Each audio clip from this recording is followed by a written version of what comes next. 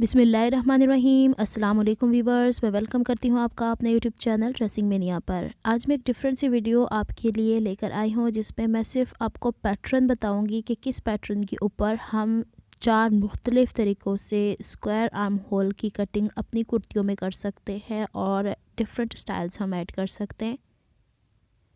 एक तो मैंने आपको दिखाया कि हम जिस तरीके से मोढ़ा कट करते हैं उसी के अंदर से हम स्क्वायर कट कर लेते हैं। एक दूसरी वाली कुर्ती होती है जिसके अंदर से बिल्कुल स्ट्रेट सी साइड की फिटिंग होती है जो शोल्डर से लेके बॉटम तक जाती है। मेन क्वेश्चन जो बहनों का ये है कि आप शोल्डर कितना चौड़ा रखती हैं और आर्म होल की डेप्थ कितनी चौड़ी रखती हैं। तो चलें हम पहले यहीं से स्टार्ट करते हैं।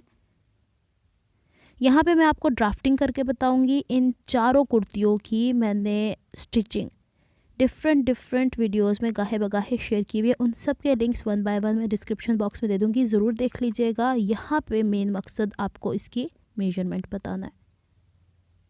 मेन जो हम लोग ड्राफ्टिंग किया करते हैं आर्म होल की वो इस तरीके से जो आपने देखी है। तो यहाँ पे मैं आपको बता दूँ कि शोल्डर फ़र्ज़ करें कि मेरी जो तैयार फिट्स होती है शोल्डर की वो होती है तकरीबन 15 इंच। तो अगर मैं शोल्डर डबल फोल्ड में 8 इंच नॉर्मल शर्ट के अंदर रखती हूँ तो इसमें मैं 8.5 रख लूँगी या हद से हद 1 इंच और बढ़ा लूँगी, लेकिन इससे ज़्यादा नहीं। ये वाली कुर्ती में शोल्डर नॉर्मल ही रहता है, आधे इंच का आपके पास ऑप्शन है, आप बढ़ा लीजिए। तो ज़्यादातर मेरी कोशिश होती है, वैसे मुझे 8 इंच भी खुला ही रहता है। मैं नॉर्मल कुर्तियाँ अब वैसे ही वेयर करती हूँ जो लूज़ फिटिंग वाली होती हैं। तो 8 इंच मेरे पास बिल्कुल ठीक है, क्योंकि इसमें हाफ इंच सिलाई का मार्जिन दाएं तरफ बाजू को स्टिच करते हुए निकल जाएगा, हाफ इंच बाई की तरफ निकल जाएगा। तो शोल्डर तो नॉर्मल है। अब दूसरा सवाल कि आप आर्म होल की डेप्थ कितनी लेती हैं। तो आर्म होल की डेप्थ फ़र्ज़ करें, मैंने आपको नॉर्मल कुर्ती में बताया हुआ है कि जितना आपका शोल्डर तैयार होता है, फ़र्ज़ करें 7.5 इंच है तो मैं 7.5 इंच ही नॉर्मल कुर्ती के अंदर रखती हूँ। लेकिन कुछ बहनों के बाइसेप्स होते हैं, बाजू का ये वाला हिस्सा जो होता है वो भारी होता है। मैं जो अपनी मेजरमेंट्स आपको बताया करती हूँ अपने ट्राउज़र्स की, शर्ट्स की, कुर्तियों की, वो एक नॉर्मल बॉडी का मीडियम साइज़ है जो आपको ब्रांड्स में मिलता है। लेकिन थोड़े से ऐसे भी मेजरमेंट्स होते हैं जो अब नॉर्मल होते हैं। तो मैंने जो आपको यहाँ पे मेजरमेंट्स बताई हैं, ज़रूरी नहीं वो मीडियम साइज़ में हर इंसान के ऊपर पूरी बैठती हो।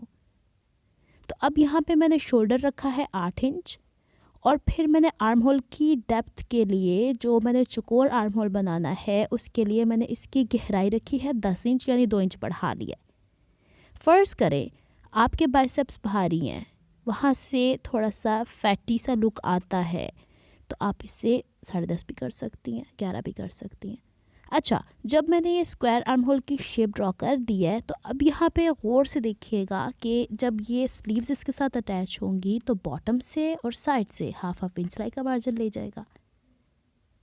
उम्मीद है आपको ये जो एक क्वेश्चन बार बार आता है मेरे पास कि आप शोल्डर कितना चौड़ा रखती हैं, आर्म होल की डेप्थ कितनी रखती हैं, अब क्लियर हो गया होगा आपको। कोशिश किया करें कि मेजरमेंट्स मुझसे मांगने के बजाय आप अपना बॉडी मेजरमेंट लें, उसके हिसाब से आप निशान लगाएं तो आपको दिक्कत ही नहीं होने वाली। क्योंकि मेरी सोइंग का मकसद आप लोगों की बॉडी मेजरमेंट के हिसाब से आपको आगाही देना है। बने बनाए पैटर्न्स हर एक को फिट नहीं आते। ऊपर से चाहे तो आप शोल्डर स्लोप कट कर सकते हैं और अगर चाहे तो वैसे ही रहने दे सकते हैं। अब मैं स्लीव का यहाँ पे आपको बता दूँ कि जब ऊपर से ये वाला हिस्सा हाफ इंच, पौन इंच जितना आपने मार्जिन रखा हुआ होता है ना, जो आप फ्रंट और बैक का पल्ला स्टिच करते हैं, उसके हिसाब से जब स्टिच हो जाता है तो इतना हिस्सा बढ़ा के बाजू जो है वो बॉटम की तरफ भी बढ़ा के, क्योंकि जाहिर सी बात है इसने स्लीव ने शर्ट के कपड़े के साथ स्टिच होना है, तो इतना ऊपर से हाफ इंच छोड़ के और इतना नीचे की तरफ बढ़ा के और साइडों से भी, यानी शोल्डर वाली साइड से भी हाफ इंच ऊपर बढ़ा के हम लोगों को स्लीव कट करनी है। एक चीज़ जहन में रखिएगा कि ये वाला स्क्वायर आर्म होल जो मैं आपको अब बता रही हूँ इसमें स्लीव की लेंथ नॉर्मल रहेगी। क्यों भला? इसलिए कि हम जब नॉर्मल वाली भी कुर्ती कट करते हैं तो उसके अंदर तो हमारा शोल्डर इतना ही रहता है ना, तो इसकी लेंथ में इजाफा नहीं होगा, सिर्फ इसकी विड्थ में इजाफा होगा। हाँ, अब अगर आप लोगों ने इसे 3 पीस ड्रेस के अंदर बनाना है तो पहले बाजू की चौड़ाई नाप लीजिएगा कि इतनी चौड़ाई अवेलेबल है कपड़े की हमारे पास। तब स्क्वायर आर्म होल कट कीजिएगा। ये ना हो कि पहले स्क्वायर आर्म होल कट करके बैठे हुए और बाद में स्लीव का कपड़ा ही पूरा ना पड़े, तो फिर आपको डिज़ाइनिंग के साथ उसकी चौड़ाई पूरी करना पड़ेगी। उम्मीद है पहला वाला तो आपको समझ में आ गया होगा। दूसरा तरीका ये है कि इसमें हमारी चेस्ट की फिटिंग पहले मार्क करते हैं। चेस्ट की फिटिंग फर्स्ट कर ले, 20 पूरी है खोल के फ्रंट साइड से, तो इसे मैं 10 इंचज़ कर लेती हूँ। अब मैंने एक कुर्ती में आपको ये भी सिखाया हुआ है स्टिच करके ये 10 इंचज़, तो यहाँ से पूरा सीधा ले जाने के बजाय, क्योंकि जब हम अगर 20 इंचज़ ऊपर से शोल्डर भी रख लेंगे ना तो वो ज़्यादा ड्रेप होता है। तो हम क्या कर सकते हैं, पहले तो सीधी लाइन लगा के दिखाती हूँ ज़रा। हम उससे आधा इंच 1 इंच अंदर की तरफ लेके यूँ तिरछान में नीचे की तरफ आ जाएंगे ना, तो शोल्डर हमारा उतना कम हो जाएगा और चेस्ट की फिटिंग हमारी वही रहेगी। अब ये वाली लाइन को नीचे तक ले जाएं। अब देखें कमीज़ की लंबाई आप पे डिपेंड करती है, नी लेंथ पहने आप लोग, एंकल लेंथ पहने, उसकी बात नहीं हो रही, बात हो रही है यहाँ पे स्क्वायर आर्म होल की। हर तरह की कुर्तियों पे ये चल जाता है। तो आपको अब ये कॉन्सेप्ट भी क्लियर हो गया कि ये दूसरी तरीके की बाजू है, इसमें भी शोल्डर स्लोप होगा और इसमें भी गले की चौड़ाई वही होगी, सिलाई ऊपर से जब हम फ्रंट और बैक के पल्ले को कर लेंगे, फिर बाजू। अब इसकी साइड की फिटिंग पहले हो जाती कुर्ती की, फिर बाजू की फिटिंग होती है, फिर एक गोल बाजू की सूरत में लगती है। उम्मीद है आपको स्क्वायर आर्म होल का दूसरा कॉन्सेप्ट भी क्लियर हो गया होगा। इसमें हमने सिलाई का मार्जिन 1.5 इंच नहीं रखना, हद से हद 1 इंच या 1.25 इंच, ये जैसे हम रेडीमेड ड्रेसेस लेते हैं। अब तीसरे कुर्ते की बारी आती है, ये होता है तरीज़ों वाला कुर्ता, जो मैंने आपको 2 तरह से बताया है। भाई इसमें जो सेंटर पैनल होता है वो उतना ही चौड़ा होता है जितना आपका मोढ़ा चौड़ा है, ठीक है, इससे ज़्यादा नहीं रखा जाता। हाँ, इसकी जो कलियों की चौड़ाई होती है उसमें आपने चेस्ट की विड्थ भी रखनी होती है और इसको फिर आपने कलियाँ इस तरीके से 4 कट करनी होती हैं, 2 फ्रंट पे 2 बैक के ऊपर, साइड टू साइड आती होती है। यही मैं इसे निशान लगाने की कोशिश कर रही थी, हुआ नहीं, तो चले इसे एज इट इज़ कट कर लेते हैं।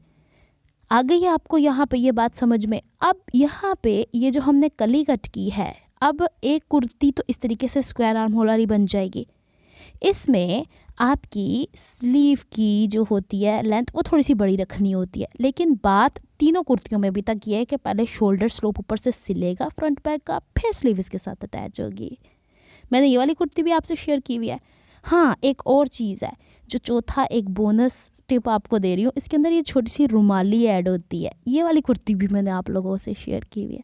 मैंने सोचा आज चारों की चारों चीज़ों को कंपाइल करके आप लोगों को बता दिया जाए कि अब देखें अपने बॉडी फिजिक के हिसाब से, अपनी आसानी के हिसाब से इन चारों कंधों में से जो आपको बेहतर लगता है आप बनाएं, फैशन के मुताबिक जाएं। चारों हिस्से आपके, यानी ये जो चारों फैशन है आजकल इन है, तो मैंने ये सोचा है कि आप लोगों के साथ एक इस तरीके की वीडियो शेयर कर दी जाए जिसमें आपने इतने सारे सवाल जो पूछे हैं मुझसे उसका मैं आपको जवाब दे दूँ।